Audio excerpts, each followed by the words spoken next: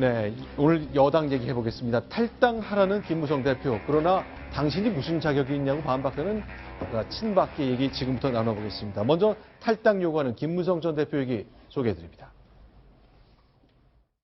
대통령께서는 국민에 대한 도리, 당에 대한 도리를 지켜야 합니다.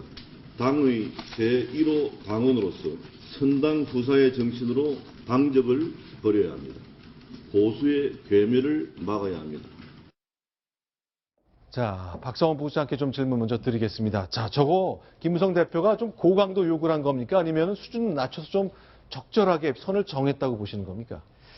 김무성 전 대표로서는 지금의 상황에서 이러한 선제적인 조치가 없다면 네. 당이 말하자면 한꺼번에 쓸려나간다.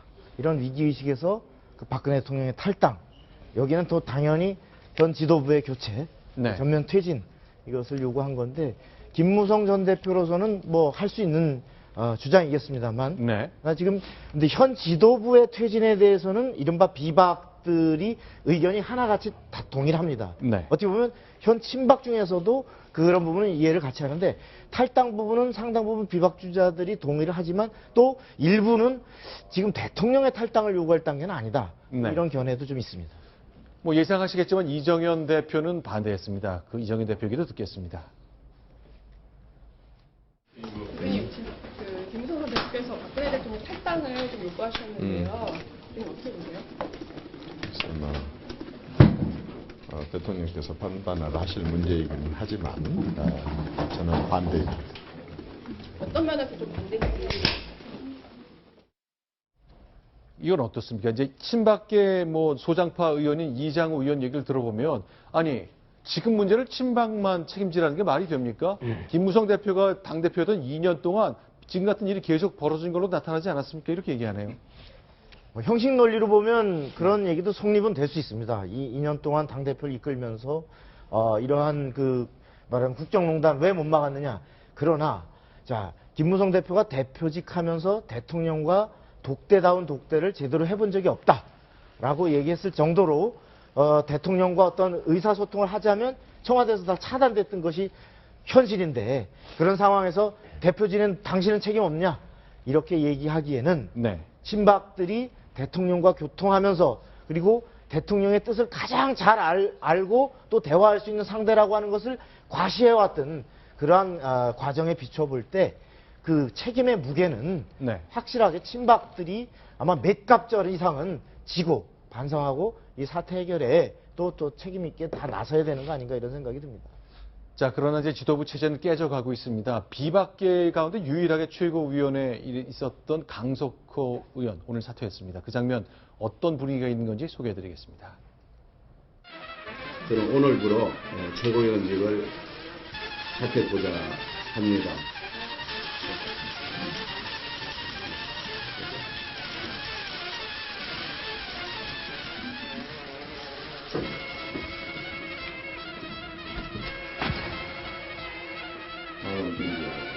염치 없지만 뻔뻔스럽게 그지없지만 가장 힘들고 어려움에 처해 있는 대통령을 도울 수 있도록 시간적 여유를 허락해 주십시오. 신규선 대기자께 먼저 좀 질문 드리겠습니다. 당이 지금 같아서는 안 된다. 지도체제가 좀 바뀌어야 된다는 의견이 굉장히 강합니다만 일단 이정현 대표는 지키겠다 그러잖아요. 예. 왜 그런 걸로 봐야 됩니까? 뭐 지금 얘기했듯이 저 외로운 대통령을 지키겠다는 그런 얘기를 하는데 네. 물론 뭐 충심은 저 이해를 합니다. 왜냐하면 거기서 커가지고 거기서 대표까지 됐지만 네. 그러나 제 생각이나 주변의 생각은 뭐냐면 지금 이정현 대표의 생각은 뭔가를 수습을 해놓고 네.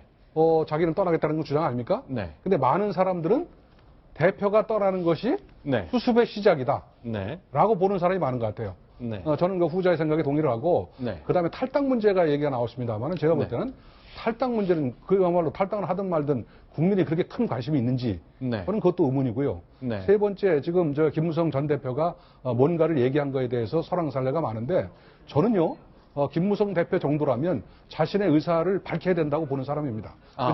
그 정도의 무게가 있는 사람이라면 네. 어떤 경우든 밝혀야 되고, 왜냐하면 지금 야권의 사람들은 다 의견을 밝히지 않습니까? 네. 물러가라든가, 거국 내각 뭐 수용하라든가, 이선 후퇴하라든가.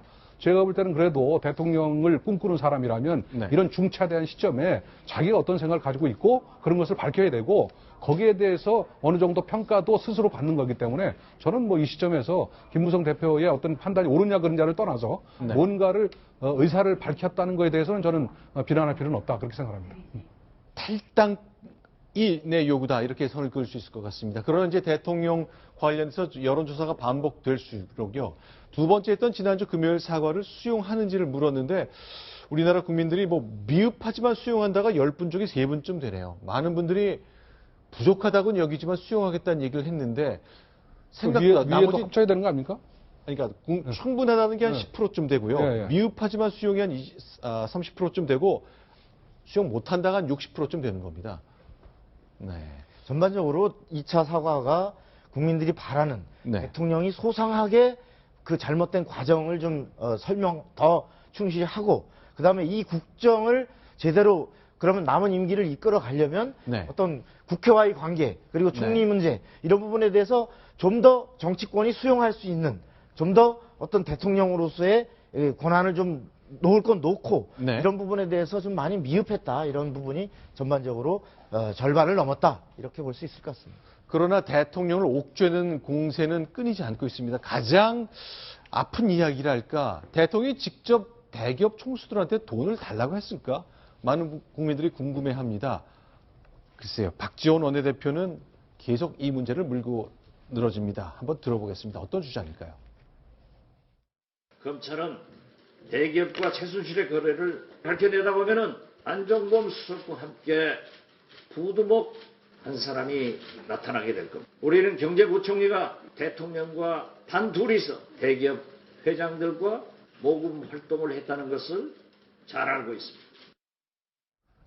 최경환 이름이 등장하고 부두목이란 말이 나오네요. 네. 네. 그러니까 지난 해죠. 2015년 7월 달에 네. 이제 오찬 행사가 있었습니다. 이 자리에는 이제 박근혜 대통령과 네. 그리고 최경환 의원 그리고 기업 총수들 네. 이 사람들이 만나서 3시간 10분 동안 오찬을 했다, 이런 주장인데요. 네. 여기서 지금 이례적이라고 보는 이유가 두 가지입니다. 첫 번째가 일단은 대통령이 참석하는 행사에 청와대와 관련된 수석 비서관들이나 네. 수석들이 전혀 참석을 하지 않았고 네. 오직 대통령과 최경환 의원이 단 둘이 네. 그리고 기업 총수들만 있는 자리였다.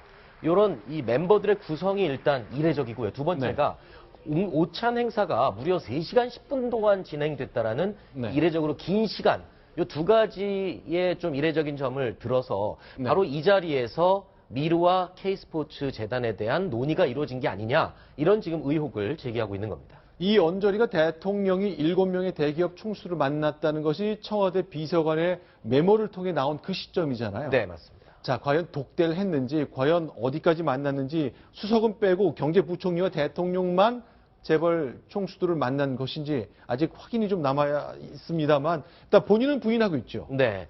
그 주장에 대해서 최경환 의원은 아주 강력하게 부인을 하고 있는데요. 뭐 어떤 부분이냐 하면 3시간 10분 동안 비공개 행사를 오찬을 하지 않았다. 그러니까 11시부터 12시 반까지 비공개 간담회를 가졌지만 그 이후에는 오찬을 마치고 1시 50분에 나서서 결국엔 국회로 예결위에 참석하기 위해서 국회로 갔다. 이 사실은 국회 속기록에 보면 나와 있다라고 네. 하면서 굉장히 강력히 부인을 하고 있는 상황입니다. 자, 그러니까 대통령이 과연 기업들한테 돈을 달라고 했는지, 그게 아무리 좋은 뜻이라 할지라도 대통령이 야당과 국회를 향해서 빨리 입법하자, 경제 살리자, 기업들을 위해서 우리가 활동 공간을 만들어줘야 된다 그랬습니다. 그러나 그 이면에 만약에 진짜 이런 일이 있었더라면 대통령 국민들한테 어떤 설명을 해야 되는 겁니까?